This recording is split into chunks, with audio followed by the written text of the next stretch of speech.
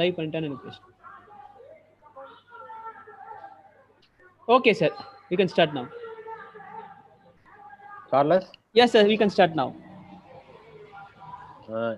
எல்லாத்தையும் மியூட் பண்ணிட்டு எனக்கு மட்டும் இது கொடுங்க. எல்லா ஆடியோ மியூட் பண்ணுங்க சார்லஸ். சார் நான் எல்லாத்தையும் மியூட் பண்ணிட்டேன் சார். என்டிஏ மியூட் பண்றேன் ஏன்னா இங்க நாய்ஸ் இருக்கு. ஆமா ஆமா. Now you can start sir. Good morning to all. Dear friends, today's morning session is about microfossils. Micropaleontology is a good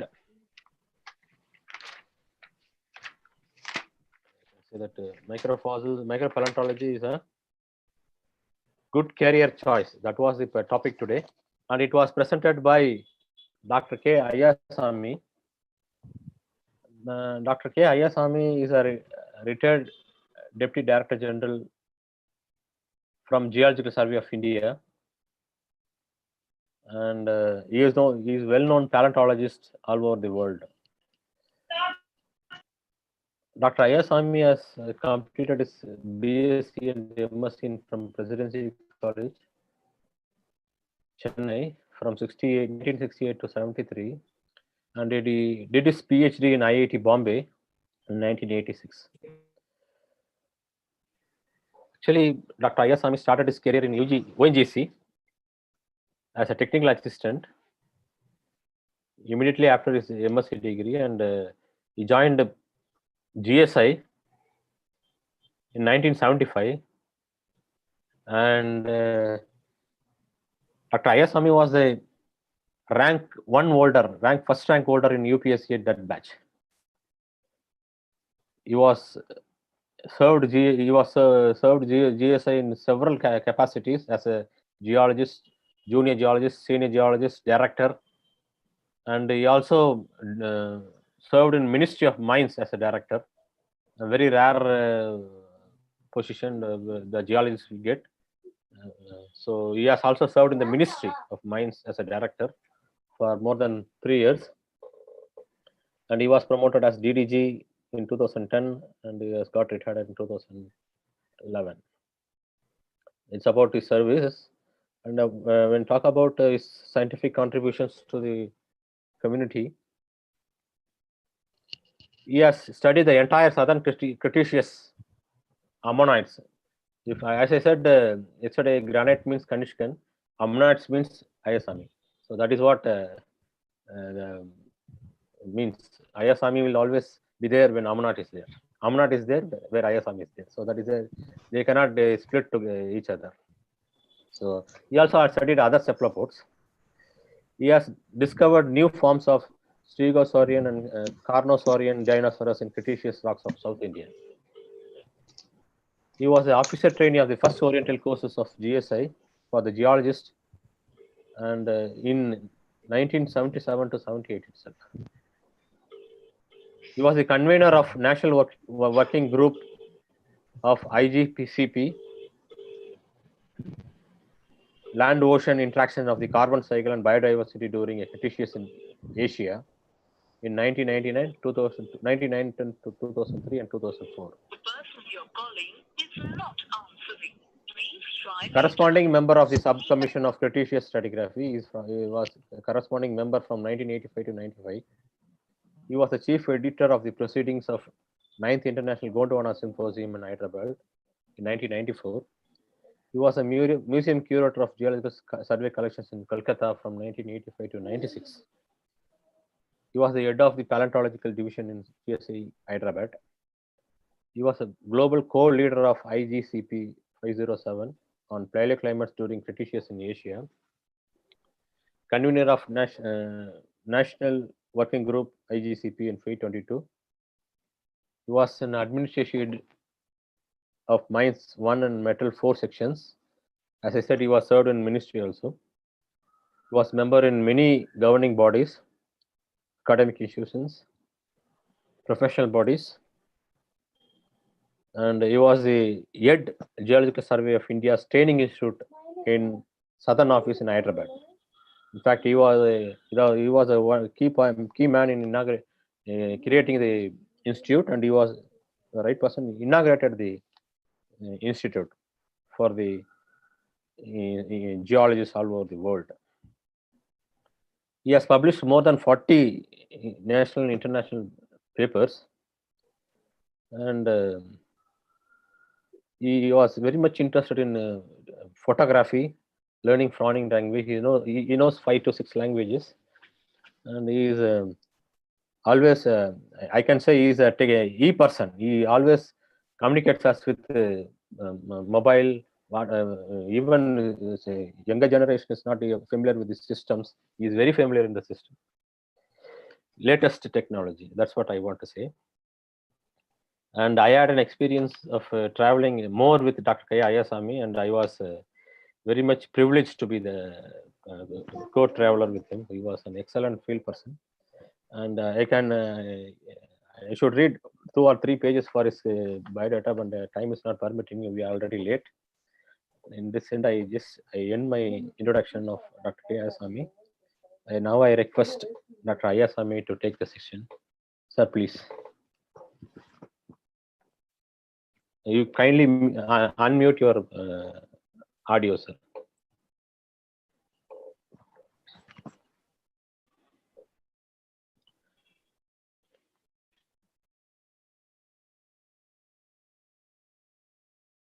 Ayasamy, sir, kindly unmute your mic audio. Is it okay now?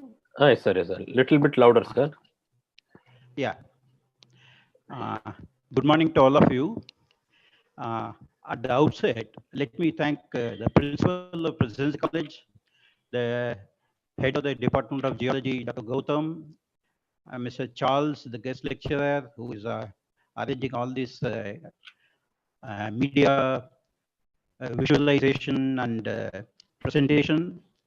And I give my good morning wishes to all students and alumni of this department and friends. The topic which I have taken up is a bit slightly removed from all other topics which you will be hearing. My presentation is on fossils. The micropaleontology is, as you all know, fossils are the remains of organic living beings in those past ages. In either it is the fossil, the animal itself, its parts, or its traces, which we find as fossils. Now, the question of micropaleontology is a good career choice. Now, how do you say that? So, for that, first I have got to give a few answers to convince you, right? So, in that aspect, first I present that we have, this is a map of India, which you had seen already in Mr. Kumalguru's presentation. It is by ONGC.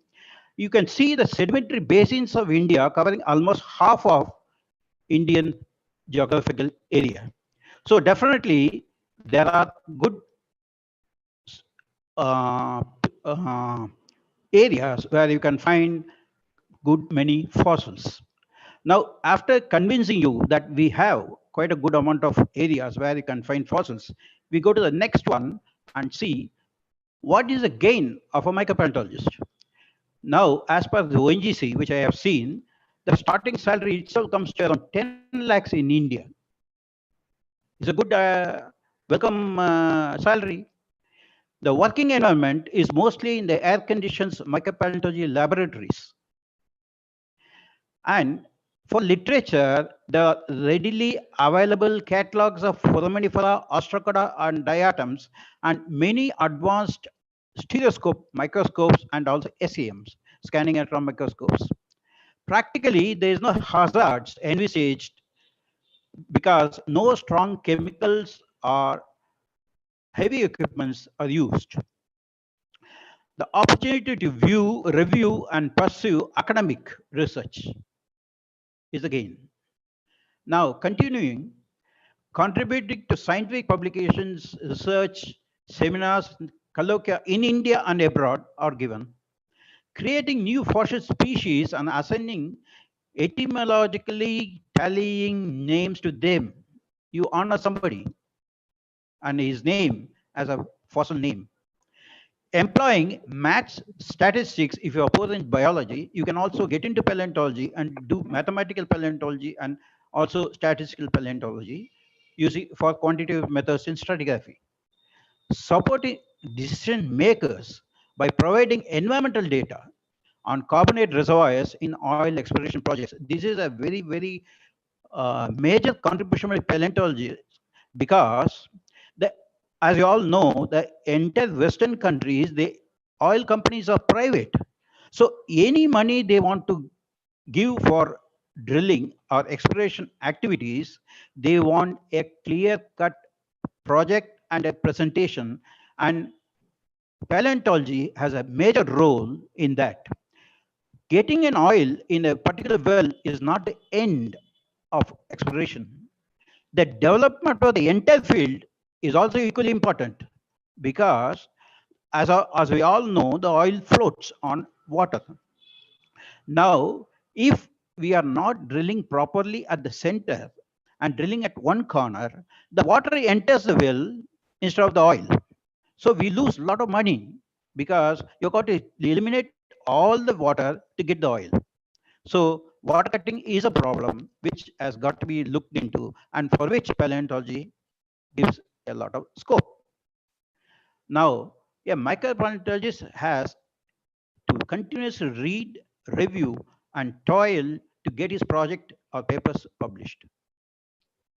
This laborious work is a literature consultation. As you all know, many people work, there may be literature in Russian, Chinese, Japanese, Portuguese, Spanish, apart from English, and you have got to consult most of them. Picking and sorting of specimens is an enormous task. It's a physical effort that one gives to get the right fossils. Microscopic examination of for morphology is also equally important. You got to see the fossil again and again and again to be sure that you are viewing the particular angle at the particular morphology and trying to interpret. Comparison with other specimens is also equally important because for the intra-specific and species variations are to be assessed. Photography, as you all know, the Paleontology magazine, which is being published in London, insists that there should be the best photograph available when you publish. And seeking expert guidance is also equally important because any interpretation is to be based on previous works experts so that they mold and guide you to publish properly. These efforts remain for all microfossils, right from foraminifera to diatoms. Now, how do we use the microfossils? How do we study? First one is taxonomy. Yes, we should know what it is. The paleo-environmental reconstructions based on the distribution of the fossils. The stratigraphy, the distribution of fossils in vertical geological ages. And the pattern and timing of evolution, the fossils living as living organisms and function and mode of life also a part of micropaleontological study. The advantage of using microfossils, they possess a shell or a test which is rigid, robust. They are numerous in a very small sample, and they are easily identifiable characters in most of them. Many groups have short stratigraphic ranges. They have widespread geographical occurrences. Most groups have specific diversity and sensitivity to the environmental indicators. The advantage of using biostratigraphy is microfossils provide biological and ecological framework and a measure of maturity of hydrocarbon rocks. So we find the maturity of the plant remains to see that the oil in the particular oil field is mature enough. They are most abundant, as I can see in one of the references, that in 10 cubic meters, we get nearly 10,000 individuals and about 300 species. The absolute ages have been determined now, but still it is customary to use stratigraph units and most of them on fossil zone names. And Cretaceous to recent is subdivided into 70 biozones, which comes to around one biozone for every 2 million years. Now, what are the microfossils we get? We get a non-mineralized forms and mineralized forms. Non-mineralized forms have resistant parts that can withstand the temperature and pressure in the burial and after the post-diagenesis activities. They are polymorphs, dinoflagellate cysts, spores, and pollen. Now, the mineral walled forms are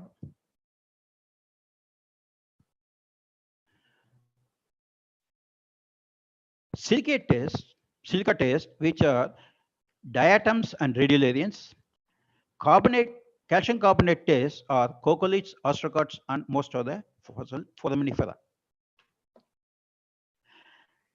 The main bulk of the microfossils are marine. Some groups of diatoms are freshwater species, whereas pollen spores are parts of plants which thrive on land. You can see the microfossils in 4 habitats. Phytoplanktons, they are floating, which are photosynthetic. They themselves create their food.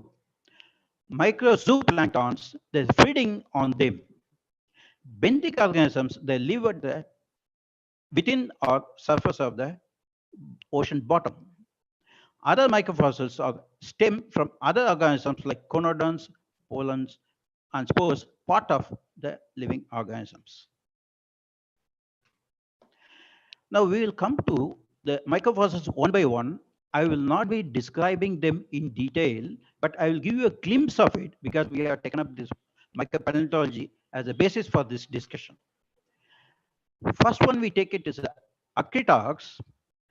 They are probably algal cyst, and you have a vesicle, a global patch with processes extending, say, you can say,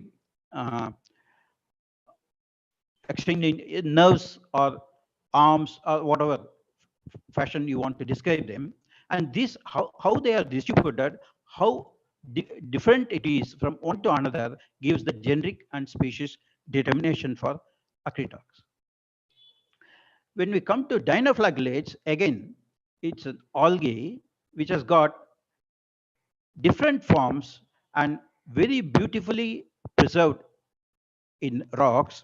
And the red mats or red oceans which we see is actually the dinoflagellates which give the color to the sea in the present day.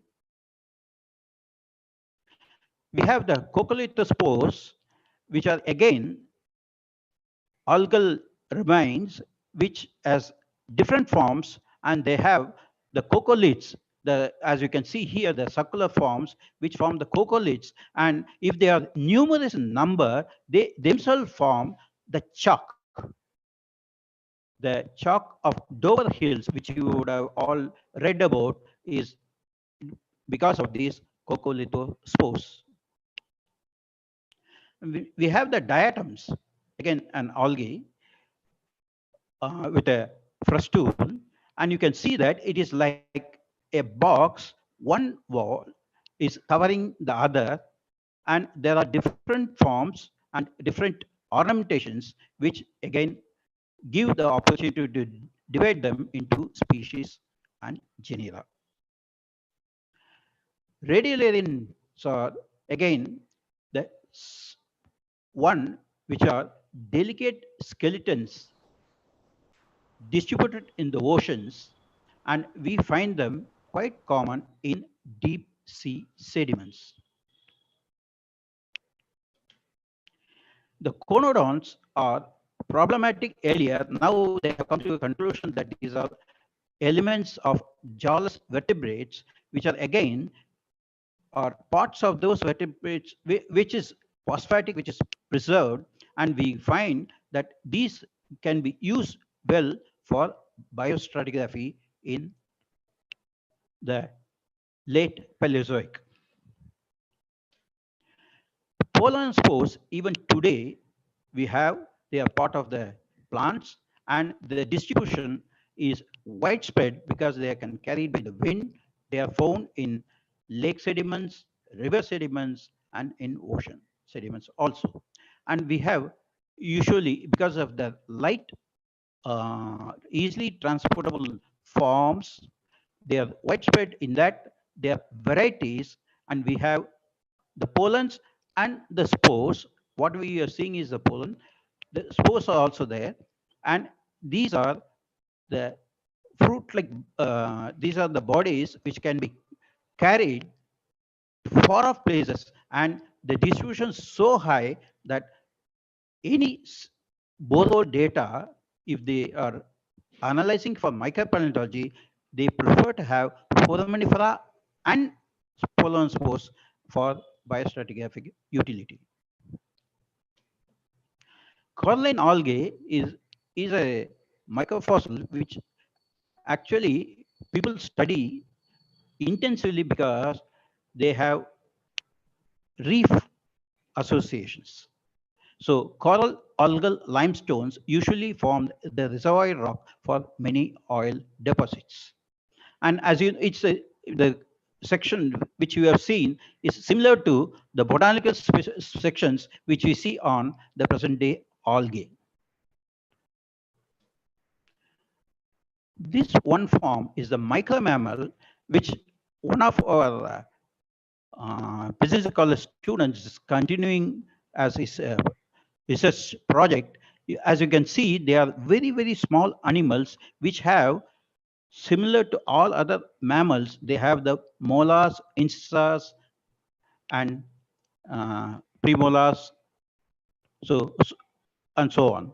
So these again of microscopic size, as you can see, the scale is 2 mm, and these are again studied for correlation and biostratigraphy. We come to the stromatolites. Stromatolites are the very ancient algal mats which form definite dome-like structure with periodic building up of various algal mats along with the sediments. And as you can see here, the right top picture is an outcrop which shows the domal shape, and the bottom one is the thin section of the same where you can see the growth phases. The black ones, as you can see, is the carbonate layer, and the bottom one is the mineral layer. Now, in Indian Proterozoic, we get the stromatolites preserved at many places. And as you can see here, upper Proterozoic and lower Proterozoic areas distributed almost all over India. The stromatolites have come into prominence because of the phosphorite deposits associated with many of the stromatolites. In Udaipur, Jabua, Jamalkotra, these are the places where they find phosphorites and where they have these stromatolite associations.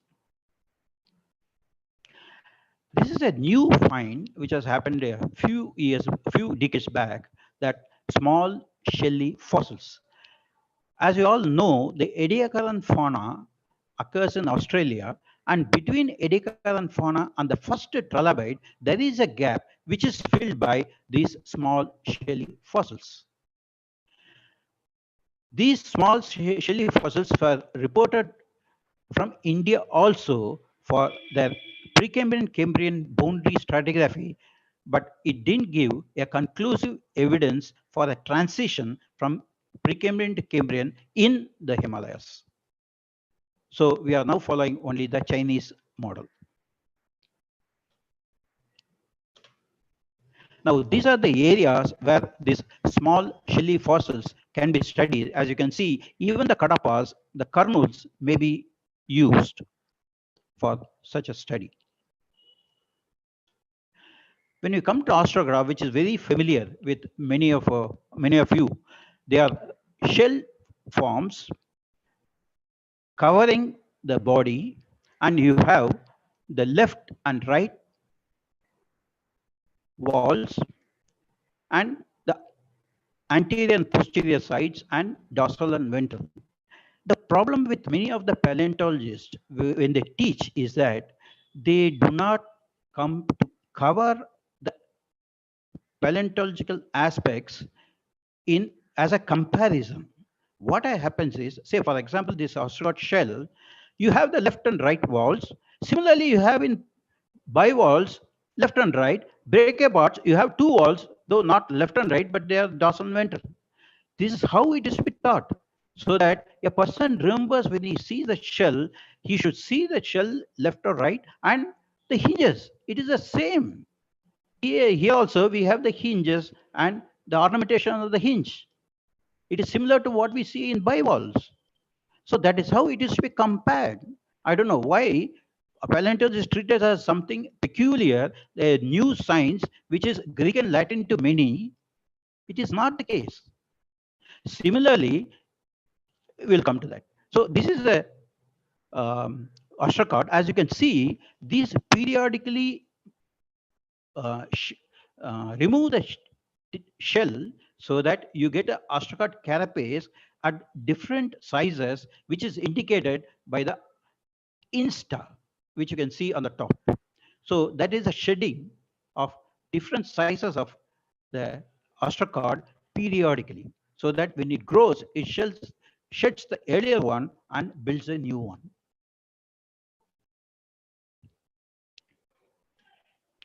Now, if one wants to do mathematical paleontology, he can take up a project like this. In this case, the ostracod shells are compared with some engineering drawings in which the sustenance of its body and the weight on it through various designs of ostracod carapace. As you can see, the massive one, corrugate one, the arch beam type, box frame, and spinos, they are all interpreted or supported designs from engineering point of view.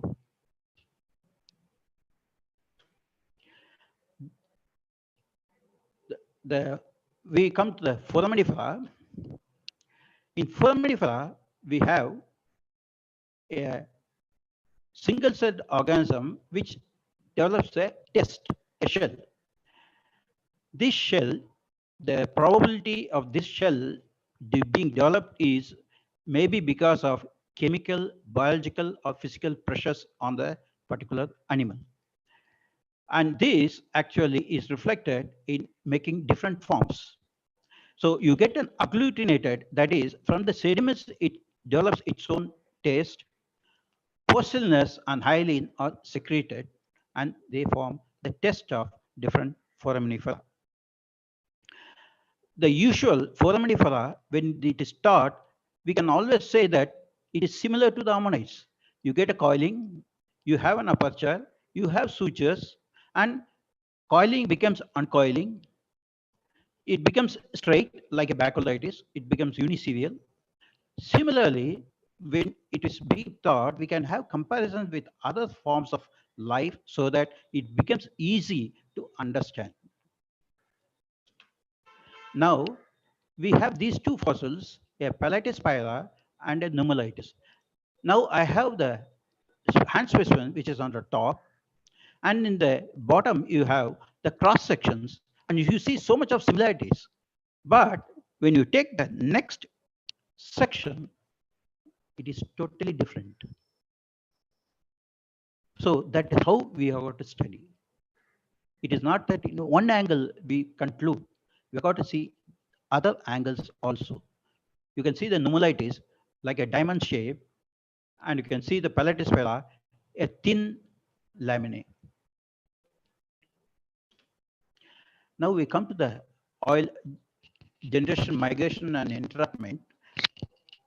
I tell this because in petroleum industry, we use microfossils quite often.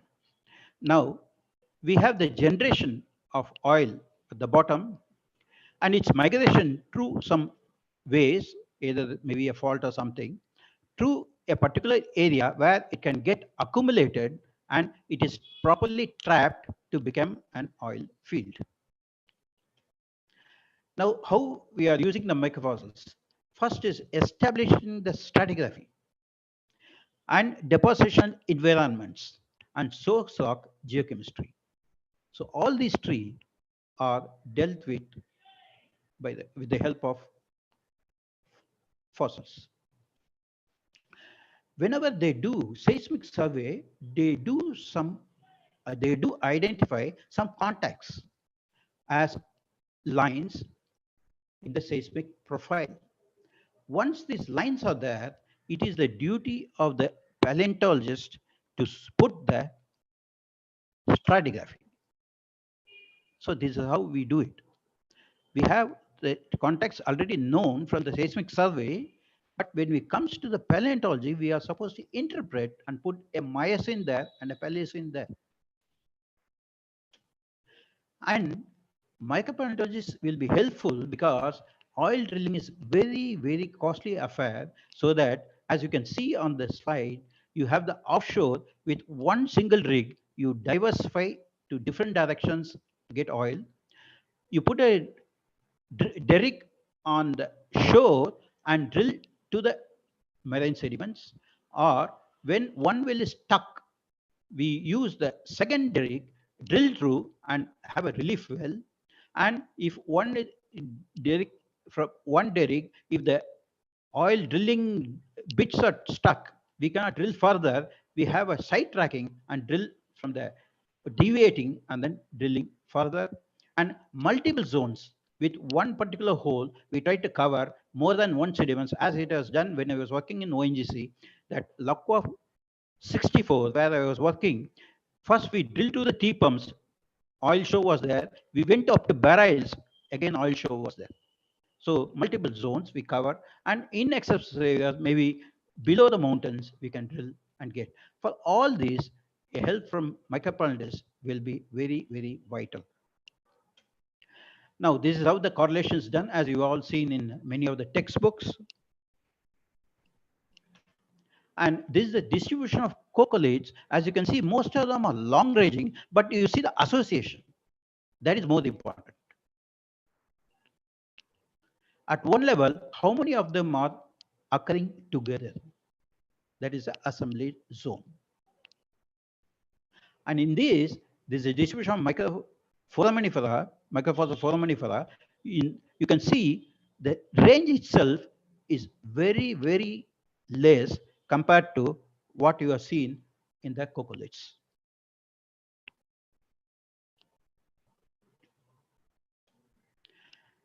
As we have seen earlier, the distribution of foraminifera in 2-inch turbidite, you can see how many fossils are there, and even reworked fossils. See, reworked fossils are those which those foraminifera which show certain characters that it is not the original one. Perhaps it is transported from some other sediments.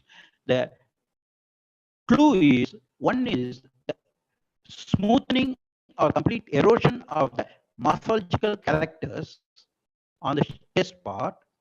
Then the infillings may be a different mineral from the surrounding minerals in the rock. So these two we try to utilize to see reworked fossils. And this is the distribution of foraminifera present day in the oceans. And you can see the distribution is showing several phases, or you can say bands, which more or less reflect the temperature of the ocean from the equator.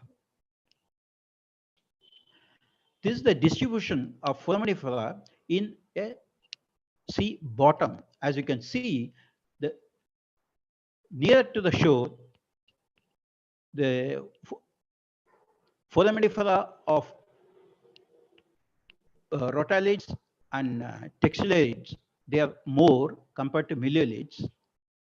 And when you come slowly, after a few kilometers of depth, or few meters, you get the carbonate platform where we get more of miliolids. And again, the miliolids go on continuing for quite a great depth. So this gives a clue that these foraminifera can live at certain depths. These are to the deepest part of the ocean. Now, the distribution of foraminifera depends upon the rock type also, where we find, because of the deposition in different environments, the rocks which are deposited along with that show these fossils, and you can see only pollen spores are distributed in almost all the rock types. And in marls and clays, you get almost all the varieties of fossils. And you can see the foraminifera, as you can see, in except evaporites and coal and lignite, you find the foraminifera in almost all. So like that, you can see the deposition of these organic remains in several sedimentary rocks, and even in the evaporites, you can find the pollen spores. The first one is the interpretation based on seismic data. The second one is the interpretation on field reconnaissance and collection of fossils, and by drilling or by outcrop samples, and how the interpretation has been done. As you can see here, the unconformity which has been marked in only one place again is seen as the second unconformity is also identified, and the distinct zonal fossils have been clearly marked to give the particular age. Now we come to the KG basin. The paleoenvironmental interpretation gives scope to identify rock potential as a source rock to get oil. As you can see, where poor ones are identified, it's always the interpretation of the fossils which are preserved in the rocks and very closely sampled to see that this is how the stratigraphy is constructed, and the interpretation is taken to such an extent that we can say that this is more possible to be a source rock to give the oil. This one is on the palinofossils. As you can see, during the Paleocene, the entire Bombay High was a positive area. That means the sediments were taken out from that region. So it was slightly maybe a bit above the sea level at that time, and later on it's submerged. And when we were doing the Kaveri Basin stratigraphy, they have found that the source rock, which is shown in the green color, is restricted to only the lower Cretaceous or some part of the upper Cretaceous only.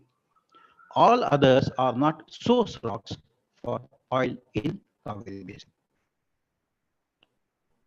This is on palinofossil and organic matter study. Now, how do you use mathematics?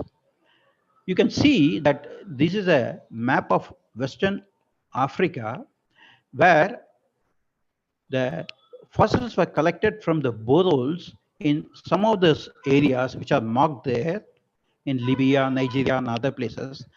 And they found that at a particular level in Paleocene, we find the distribution of these ostracods are very, very similar. And you can see the scale.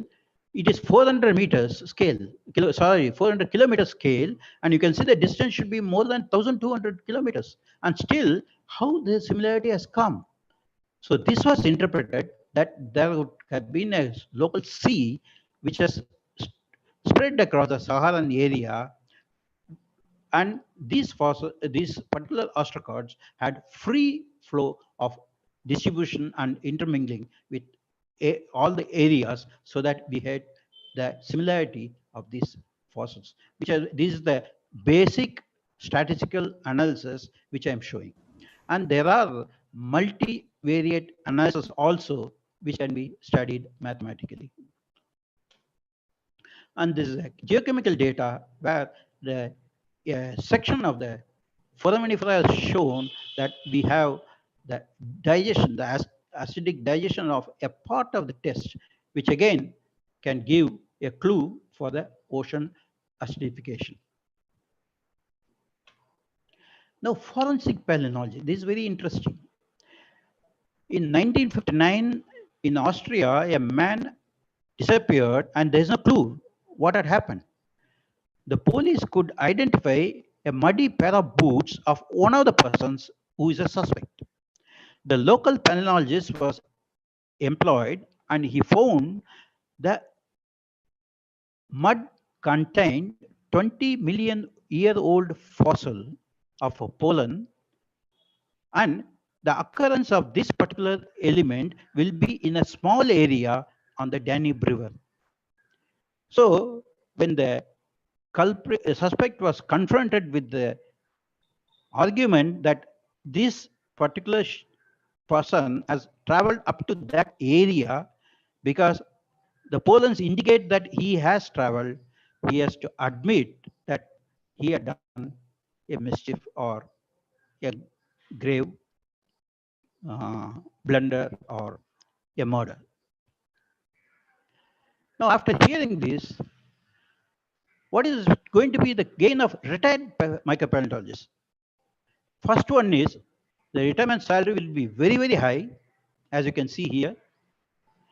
With a single room available, a small laboratory can be established and you can continue. A microscope is all that you need. For SEM, you can always pay and get the photograph done. The opportunity to review the purely academic research can be continued. Contributing to scientific research in conferences and seminars again can be continued. Micropaleontologists can be able to will be able to take up smaller jobs from private oil companies and environmental projects. DST is giving funds for paleontologists to continue their research and study. He can be a consultant to a university or a museum for updating and upkeeping the museums. Thank you.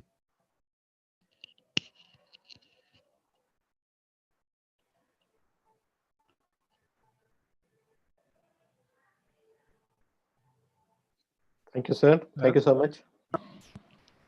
And the presentation was really good, fully picturized. Pictorial examples you have shown, and you have shown so many varieties of microfossils, and you are linked together how it is useful for the students, not only for the student participants. You are also paved the way for the retired persons. That is a good idea. Now I can request the participants to ask questions to the resource person. Hello. Yes, sir. Gautam. Yes, sir. I Yes, got a question. yes, sir. And my video is stored. Okay. You have to open it. No, you can open, sir. From your side, you can open. Okay. Mine is not opening. Doesn't matter. You are able to see the voice, no? Oh, wow. Yeah, the voice is clear, sir. That is okay. Thank you, Ayasami sir. It's really a wonderful presentation. I have got few questions. The sense, stromatolites you have been talking about the Proterozoic basins. See, one thing is, how the phosphate and the stromatolites are associated. Can you throw some light? Because we are showing the section of the stromatolite where the carbonate layers and the organic matter are alternating, isn't it? Stromatolite section. Yes, sir. Yes, I think sir. Yes, sir. Are you in the line, sir? Jayagopal sir is I'm in asking. the line, but I'm unable to hear him. Okay. You please switch on your mic. Hello, Charles. Charles. He has to switch on his microphone. Sir sir unmute பண்ணிருக்காரு Ayyasami sir. அவர் இப்போ out mute எடுக்கணும் sir. Sir, you please unmute your microphone, sir. Mic, sir. Ayasami, sir. Okay, sir. Okay. He's okay now. Yeah. No, the point Yeah. is he's Good talking. morning, Ayasami, sir. You are Good morning, sir.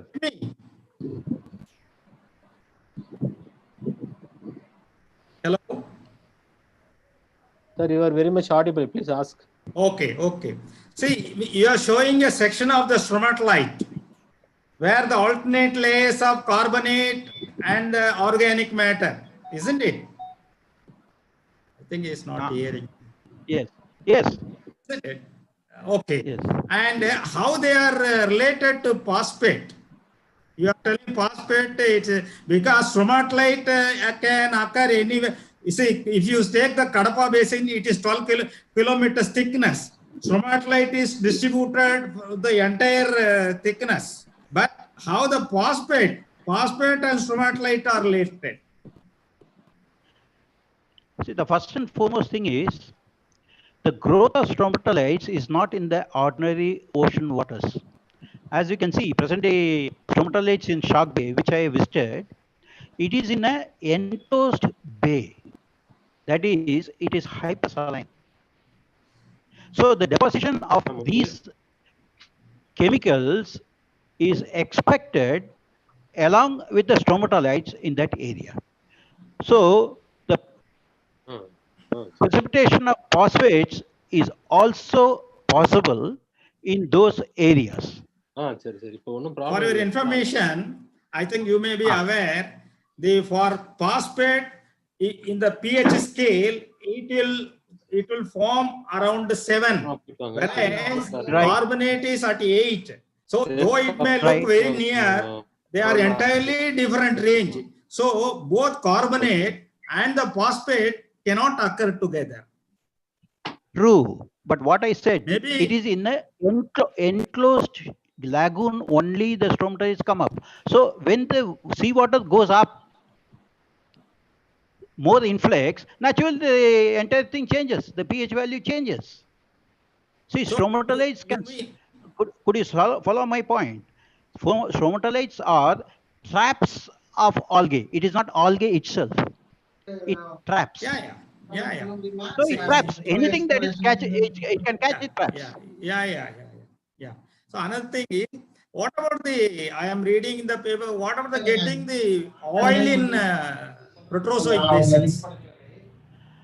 See, the main point in production of oil is that we should have more organism. Nathan sir.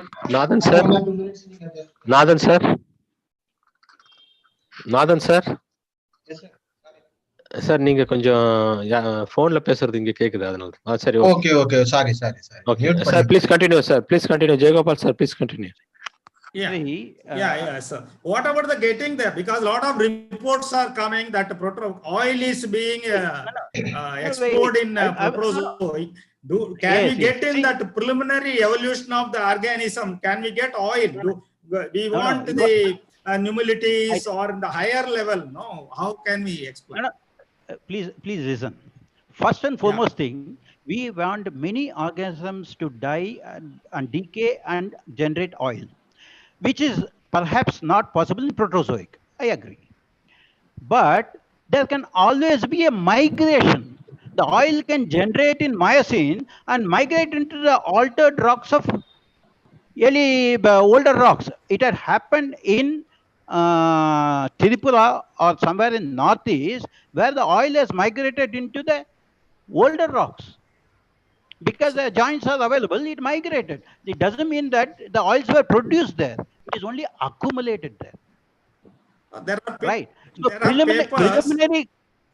preliminary oil finding in Proterozoic will be very, very difficult because of two reasons. One is, do we have enough organisms living at that time to produce that particular type of oil? Second one is the heat and temperature and pressure. See, oil window, as you can see in any book, is 150 degrees. So what you are doing? You are trying to go beyond 150 degrees. Naturally, how much oil you will get? Very, very less or almost nil. Okay. So you mean to say the stratigraphy has to be reversed because No, most of the places, migration can be in any direction. Okay, if it is light, that's what I'm telling. See, Proterozoic supposed to be the fault. oldest. No, not necessarily. Not necessarily. Sir, Jayagopal sir. Jayagopal sir. Yeah. I support Dr. Ayasami's argument. In Kaveri Basin also recently they have reported oil from the basement. Basement rocks they have reported. That's what I'm telling. It's maybe because of the it may be because of migration. Yeah. You can't change the stratigraphy. Stratigraphy remains the same. Only thing is because of faults. No, I am not telling the stratigraphy. Because of the structural disturbances, yes. You mean to say that is entirely, that's what I mean. How can you change the stratigraphy? That's right. Thank you, sir. Thank you. Thank you. Yeah. Sir, Dr. Chidambaram is there in the line, sir? Is he connected? Yeah, I have told him. Yes, sir, to please, be there. Please ask. I was expecting his question. Yes, I specifically sent the link to him so that he can share his experience. Yes, sir. Yes, sir. Dr. Chidambaram, sir, please. So I am speaking. Thanks to Dr. Ayasami. He has given an elaborative lecture on the microfossils. Fantastic lectures. But in video also link பண்ணுங்க. Charles, you can connect him. Yeah, I'm connected. He on the video, sir. Let the participants see the face of Dr. Chidambaram. Chidambaram, sir, you go to the bottom left side and unselect the start video. Start video, sir. You start the video. You go to the left hand side bottom. 1 minute. It's not coming. Yeah. 1 minute. Bottom of the screen, you can go there in the Zoom. In the Zoom.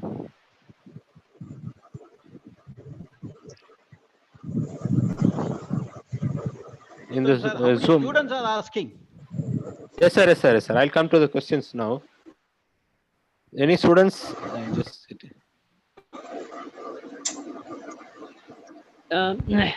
Sir, same the left side of the mute, sir. See the start video. No, sir. Can you see the start video? Can you see the start video on the bottom of the website? கீழே பாருங்க. Sir, Ayasami sir. Ayasami, there is a question. Start video னு கொடுங்க. How microfossils are useful in river migration study? Yes, sir. I'm coming back again. 1 minute. One thing that we can do in river migration is that if it crosses through different temperature zones, then we have a chance of finding the pollens and spores distributed differently in different horizons. That is one point. Second point is that in river terraces and other places, that vegetation itself can give a clue. So we need not find only the we need not base the interpretation only on fossils. The third one is that apart from micropaleontology, sedimentology is of a better use because the age difference is very, very less. So, and as I told you, the wind transport of the pollens and spores will be quite high, and the distribution of this pollens will be more or less will be uniform, because we are going in for a statistical study, not the exact amount that is being preserved in the fossils. It's only the comparison which may or may not be leading us to a definite conclusion. Yes, thank you. Sir, one more question. What is the maximum? Before Chidambaram sir joins, I am asking these questions from students. What is the maximum size of benthic foraminifera, and India, where it is reported? See, benthic foraminifera are the bottom lulling forams. I think in one of the slides, I think I have shown, or I missed it perhaps, is about the nummullite is, you can just pick it up. In fact, the nummulitic limestone is the rocks which have been used for building the pyramids. So you can see the nummullite is about 2 centimeters across. I have seen acelina of about 1.5 centimeters in size. So naturally, benthic fossils may be of a larger size, maybe up to even 3 centimeters. And where it has been occurring in India is most of the Paleocene rocks, Eocene rocks, they may yield. In fact, Miocene is the Myogypsina is again a bigger one. So you do get in the early Paleogene. Now we don't use tertiary, it is early tertiary. We get the larger forams, and the best will be the Kutch area where we have, you just walk on these larger fossils. Okay, sir. Okay. So, Dr. Chidambaram is available. Yes, sir. Yes, sir. Yes, sir. I think Chidambaram, if audio is not coming, video is not coming, you can give the reply through audio. Good morning, sir. Chidambaram, audio switched on. You switch on the audio.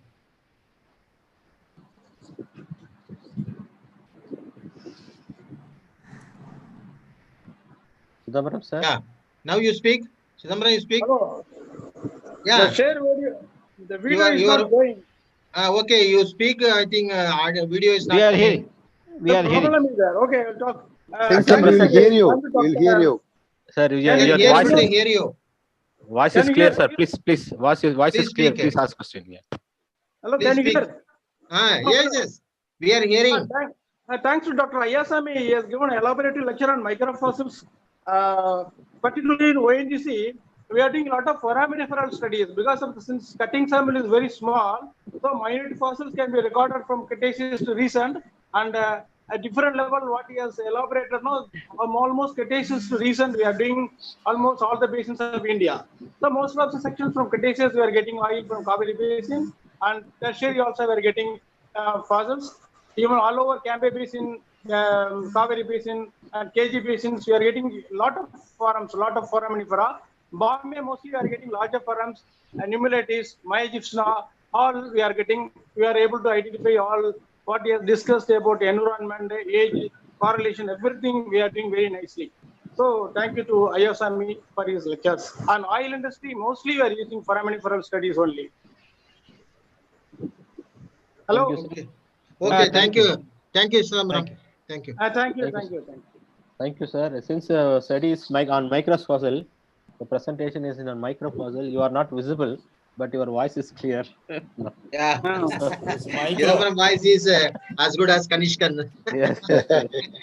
And I thought you are the right person to ask question to Ayasami sir, because you are you worked a long time in ONGC and microfossils. So that's why we invited you for this meeting. Hello. Sir, can you hear me, sir? Chidambaram, sir. Chidambaram. Yes. Dr. Gautam is talking to you. Please. Okay. Sir, if you have to say something to the students, you can also say, sir. You are in the line. Hello, your I'm audio able is to very hear your clear. voice louder, please. Sir, if you want to say something to the young participants, you can also say, because you are experienced in microfossils and you work for ONGC for a long time. That's what. Okay, that youngsters See, ONGC is giving very good training to microbiology for training microbiology. Chennai lab is very good for microbiology lab. All the Thai specimen, everything we are having, like GSC Calcutta, we are also maintaining all literature, everything you get. Anna University regularly people are coming for training. So people can approach our basic manager and they can take training. They can identify fossils there itself. They can do everything A to Z job. They will teach you. Yes, sir. Thank you so much, sir. Thank you so much. Thank you, Dr. sir. Ayasamy, sir. Dr. Thank you, Ayasamy, sir. sir. There is another question. Ah. Apart from oil industry, which are the industry microfossils are very useful? I have specified. In fact, palynology is used in forensic palynology, that is in crimes. So that is one. The second one is that, of course, oil is always there. See, actually, the stromatolites is again used for different aspects to find some of the ancient sedimentary environments. Thereby, it gives some clue to the identification of phosphorites. These are the few areas. In fact, the museums actually, except in India, all the museums in the world, they employ a doctorate as a curator. So the curator has a thorough knowledge in the subject which he's handling. So the point is that once he has made a highly qualified doctorate or very high post MSc diploma holder in microbiology or paleontology or petrology, when he is put on the top with a high qualification, the research continues, and museum gives him enough opportunity to go back and record things, which is not the case in India. I don't know why it had not come to India, that we have never recruited a MSc or a PhD as a curator. So this lacuna still exists. Whereas if you go to any museum abroad, the man you are going to muse as a curator of geology is going to have a good exposure in the field. Maybe a field geologist turned to a curator, or an academician turned into a curator, or a person who joined the museum and developed himself into a curator with an advanced degree, then it becomes easy. So museum is one which we didn't care for, and now we are trying, but unless a very well qualified person comes as a curator, it will be impossible to attract people to the museum. Gautam, So that is one area. with your permission, Yes, sir. Yes, sir. can I add your Ayasamy? Yes, sir. Yes, sir. Please. Yes, yes. See, you are talking about stromatolites. They are useful for the stratigraphic classification also. In Russian, the Riparian is subdivided into lower, middle based on the idea something like columnaria, onchitis, and all. So it is useful for stratigraphic classification also.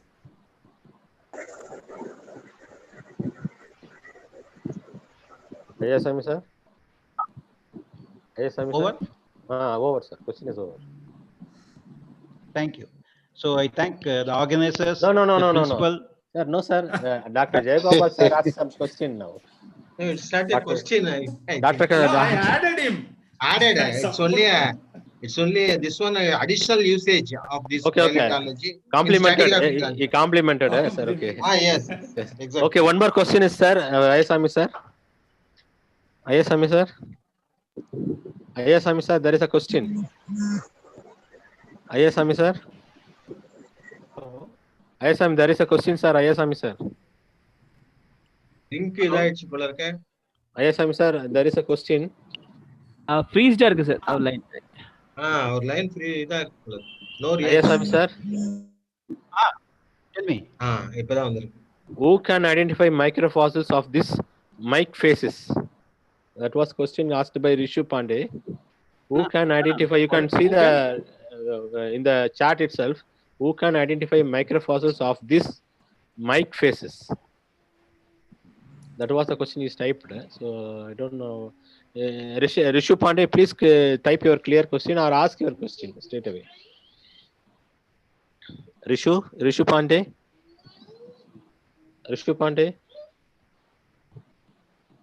Okay, sir. He is not replying. Let us wait. What is it? One more question has question. come. Can microfossils can be used to study the pollution index of a zone?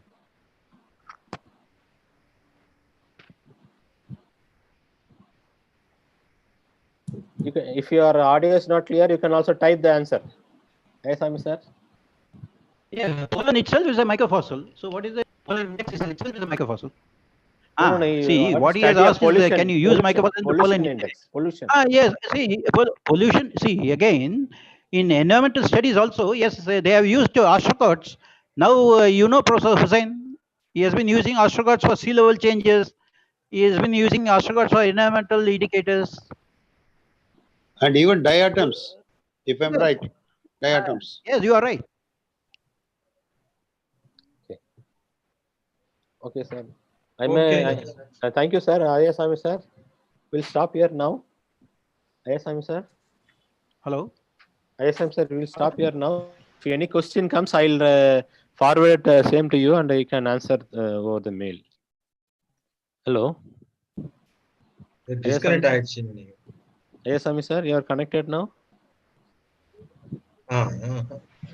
Ayasami, sir. Ayasami, sir.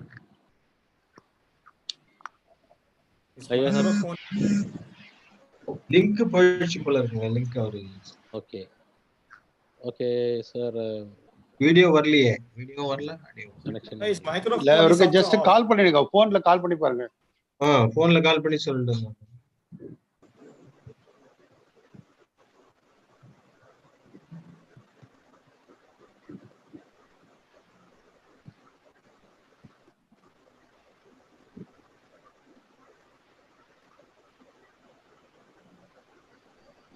His microphone is also off. Sir, மறுபடியும் login பண்ணுங்க sir. Guru. Yeah. சொல்லுங்க. Sir, in the Raipur camp, we were just the camp was established on the stromatolitic limestone area. ஆமா. Raipur ஆமா. Using in the cement plant also, is it not? Exactly. ஒரு cement plant இருந்தது, correct தான். A very big cement plant, the Cement Corporation of India. Yes. You remember Amasiani, that place? Yeah. So your first and Carlos. Smartlights are very attractive. I have seen plenty of smartlights. Sir, சொல்லுங்க sir. ISM sir லைன்ல வந்தா allow பண்ணுங்க, அவரை permit பண்ணுங்க. Best thing is in Jamarkotra, Rajasthan. Yes. Where it is a huge source of fertilizer, potash. Yeah. Hello. Sir, can you hear me, sir? ISM, sir? சொல்லுங்க. Okay, sir. Almost presentation is completed. And if there are any questions, I'll forward you so that you can answer over the mail. Yes. And on behalf of our principal, department staff and staff, students, and our esteemed alumni, I thank Dr. Ayasami for a wonderful presentation and wonderful interactions. So you have actually, so far the presentation was for the budding geologists. Now you put away for a retired staff also. So that is an excellent point from you. So thank you so much, sir. Thank you so much, and give him a big hand. Yes, sir. Thank you. And thank you very much for Siddhambaram sir and Ganesan sir, who was a part of this presentation, who added your views to this presentation. Thank you so much, sir. Thank you, one and all. And we'll meet by 2:20 again for a groundwater presentation. So how an aquifer is managed. So that is presented by Dr. Umapati. All of you are requested to join by 2:20 with the audio muted. That is more important because the speaker has to speak. The points the speaker says should be heard by everyone. That is the point we are doing this webinar. Kindly join the meeting with audio muted. Thank you so much, sir. Thank you, all of you, one and all. Thank you. Thank you very much. Bye. Bye, sir.